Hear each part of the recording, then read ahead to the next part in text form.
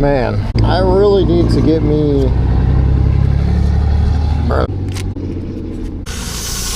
Jesus. I really need to get me one of these at-home thingies, because I am so tired of... Motherfucker! I am so tired of going to these things and having to deal with filling up my tires and getting this thing in the right position and...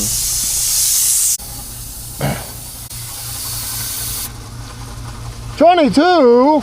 Dude, did I lose my other fucking cap for this? Dude.